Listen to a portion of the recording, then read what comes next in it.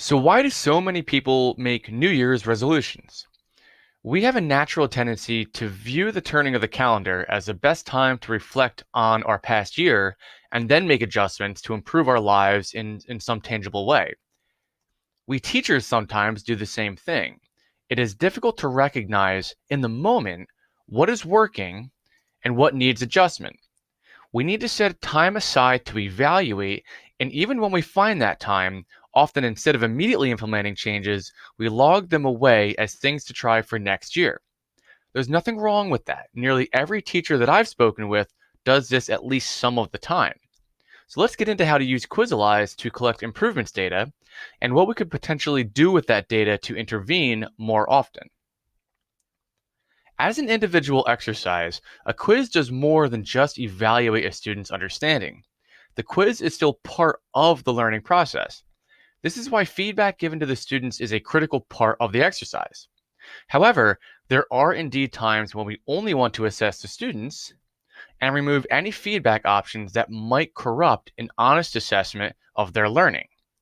Let me explain. During the quiz and after the quiz, students are generally told whether they got a question right or wrong, what the correct answer is, and how they did overall.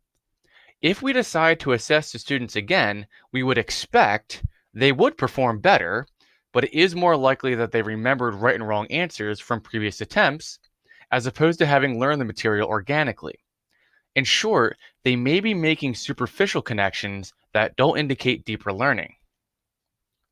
Whenever we assign a quiz, we are given a variety of activity settings that we can toggle on or off to tailor the activity to our needs. Let's turn these three options off, and students then have no idea how they did during their first attempt. Giving the pre-assessment in class should only take about 5 minutes to establish a baseline, and we could either set it up for students to use our built-in differentiation feature, or you can tell students to set aside Quizalize after their first attempt so they can move forward to the day's activity.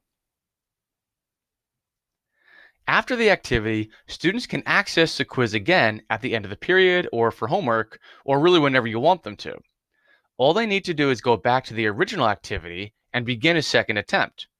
And you now have collected improvements data for individual students as well as for the class as a whole. So what can we do with this data, and why is it important? Well, first, we can get a quick snapshot of whether students moved into different groups after their first attempt by clicking on who needs help and toggling between the results of different attempts. Under the improvement section, we have a concrete value that we can attribute to the efficacy of the lesson. It's important that we find time to discuss with the class about what worked and what didn't work. Student voice is such an important piece of the review process that we think it's essential to get feedback from your students as often as possible. If you are lucky enough to be teaching the same lesson to a different class at a later time, you will then be able to immediately implement these changes to that lesson and then compare the two results. And of course, we can also see individual improvements to use in conference with students on a more personal level. Again, student voice is important, and it may be worthwhile having them write or just verbally explain their own individual reflection of the day's lesson and then compare their thoughts with their improvements data. This may also be an opportunity to reward individual student improvement as heartily as we would reward whole class improvement.